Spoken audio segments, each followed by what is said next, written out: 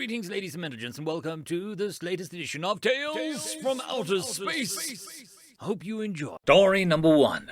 Executive Summary of the Accident Investigation Report of the Orolda Incident. Written by Random Isocahedron. This is a translation of the original incident report from the Space Travel Safety Commission of the United Syndicate. Units, star names, and nomenclature have been localized. For a direct translation, see Addendum 1. The Orolda was a hyperspace-capable passenger liner, 205 meters from nose to the bow of the cylindrical cross-section. The main body was 10 meters in diameter, with a gravity ring in the fore section with a diameter of 80 meters. She had a crew of 26 and carried 80 passengers. On October 18th, 12 AC, at 0632 Vienna time, she departed as stationed at 40 Eridani without incident. Her intended final destination was Delta Pavonis. When traveling through Gliese 1061 system, Junior Engineer Lurin, who had been kept on duty for 19 hours due to a junior status, was ordered to refill a radiator coolant because of an earlier leak. The proper procedure was to open the valve separating the primary and auxiliary coolant reservoirs, and then actuate a series of valves to push coolant out of the backup reservoir and into the primary reservoir.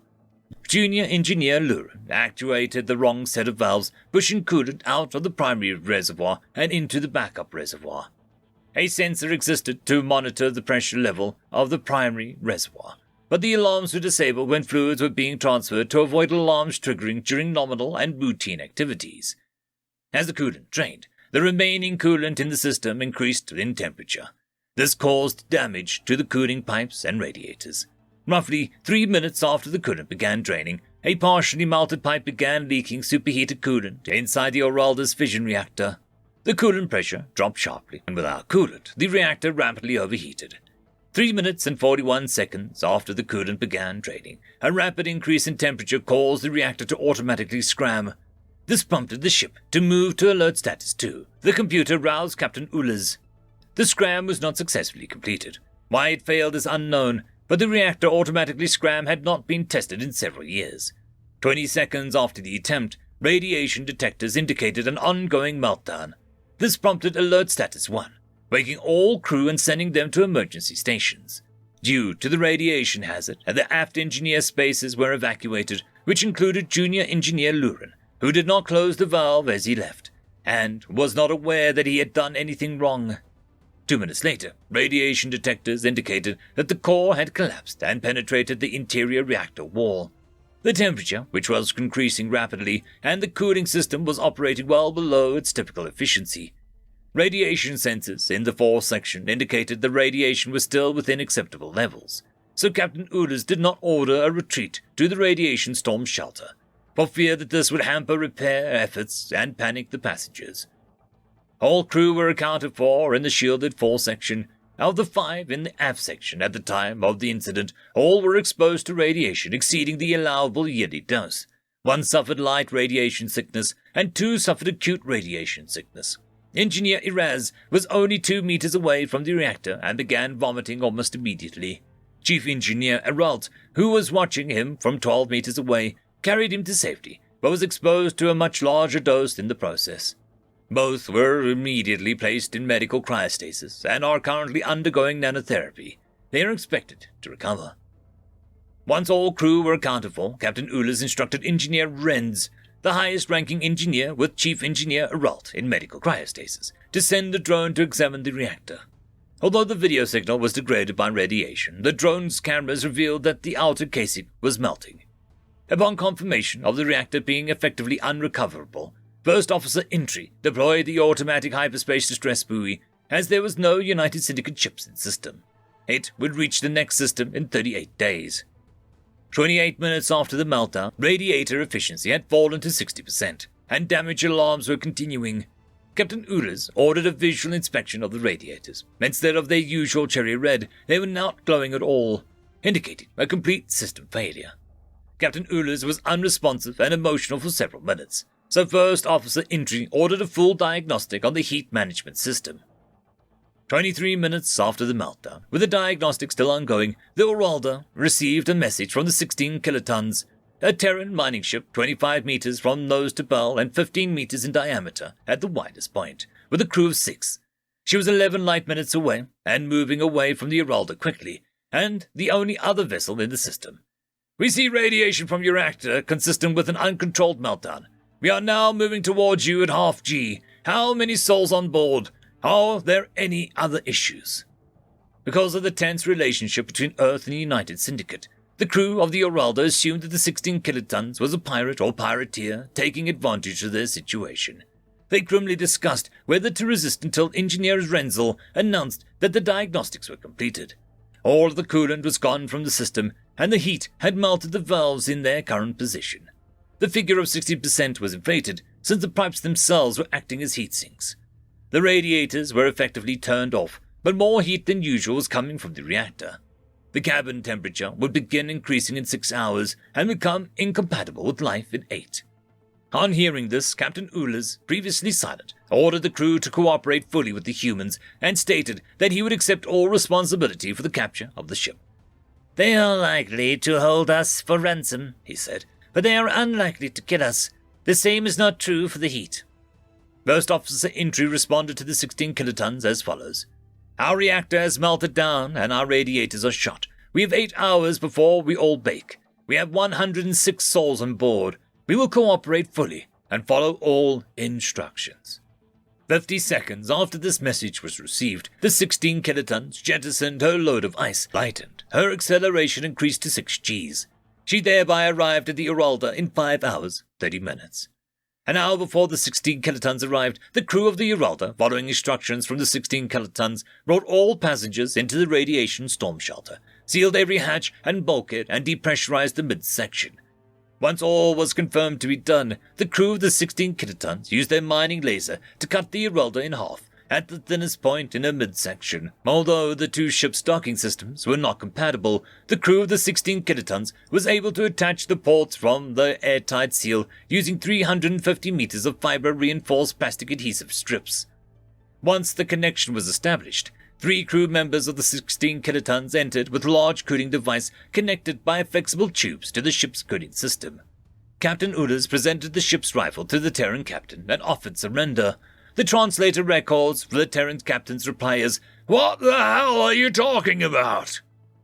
Once the cooling systems were established, the 16 kilotons reactor and radiators, which, because of her duties, were more powerful than the Orolda's own, were able to keep the crew at a comfortable temperature until the United Syndicate patrol ship Artana arrived and began ferrying passengers and crew to safety. Recommendations: the common practice on merchant ships of severely overworking new crew members as a rite of passage must be curtailed. It is advised that it be regulated that 2 crew members be present whenever liquids are being manually transferred within a ship. Regulation should be enacted to require regular testing of the reactor scram functions, including the suboptimal conditions. The feasibility of equipping all ships with military-style reactors jettison systems should be examined. The uniquely human concept of a mayday or distress call in maritime, aviation, or orbital culture should be examined in detail. Duct tape should be made mandatory on all ships. End of story. Story number 2. What's All This Then? Written by Echoing Cascade. Rolgus, a large Mysoran, and his partner were responding to a disturbance call in the Terran district. Not for the first time today, and certainly not for the last either. They quickly entered the building where the call originated and found an Imorek owner waiting for them. The small grey biped was floating a feet off the ground and looked annoyed. Rolgus nodded to his partner, Lay of the Blooming Moon, an Aeon woman, that he would be taking point. "So, what seems to be the problem?" The problem is that since this morning the humans refuse to leave their apartments." Rolgus blasted the best smile that he could fake and prodded for more information. "What, would you have any clues as to why?" The Imorek took his datapad out and brought up a file. "I made a small change to their leases." Rolgus took the profit datapad, read the file, and then passed it to Leia, who, to her credit, did nothing more than twitch slightly from her left eye. "Mister, I'm sorry, what is your name?" 324. "Right, Mr. 324. Have you read the booklet concerning humans?" 324 made a dismissive gesture with his hand. "No need. I can do my own research. I have checked and double-checked the temperatures that has best fit them and made sure for their every nutritional need is met. Right. And, why did you implement this, policy? While researching their traditional meals, I found that they had several allergies, so it only made sense. Yes, and, well, it may be true that many animals humans keep as pets may cause allergies. Banning them en masse was not the best of ideas. Why not? I even offered to put them in the incinerator while they went to work. Didn't even ask for an extra fee. Rogus closed his eyes and pinched the bridge of his nose. Sir, what do you know of human culture? Plenty. They're all fond of yogurt and they love cheese. The Mysoran's hands were halfway to the Imorek's neck before he managed to stop himself. Sir, what do you think pets are to humans? Emergency food? From the corner of his eye, he saw Lay remove the restraint from his sidearm, either because people had started to gather to see what was happening or because she was a proud owner of a Bulgarian cat. He would make a point to never ask which. Pets are kept by humans and other sentient races for companionship and affection. They are more often than not considered part of the family. He said this in a voice reserved for small children and people under the influence of narcotics. The many human onlookers nodded in agreement. The Imorek had the decency to look appalled at the realization. So I basically threatened to murder their loved ones while they were at work? Pretty much, yes. Right. Can I see that booklet, please? Rogus handed him one of the paper-bound booklets in Basic Human Interactions and Customs.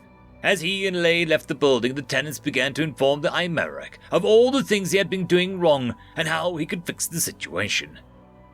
I checked the owner. He bought the building a week ago. Didn't do his homework. Yeah, I think. As they entered their patrol shuttle, Rogus got a message. I'm sorry, say that again. He sighed, turned on the safety lights and picked up speed. What is it now? You know a large manufacturer on 7th Street? Yeah. The owner's son is visiting and decided to, make a few changes. Lay facepalmed. Didn't read the booklet? You tell me. He abolished the Xmas party and vacations, implemented mandatory uniforms, effectively ending Casual Friday, and revoked Taco Tuesday. Lay winced at the last one. She was reminded of the Great Pineapple and Pizza riots of 2132. Humans took their food very seriously. Any chance he's still alive? I think he'll be fine. I checked the security feed, and they're trying to smoke him out of his office. They checked the image.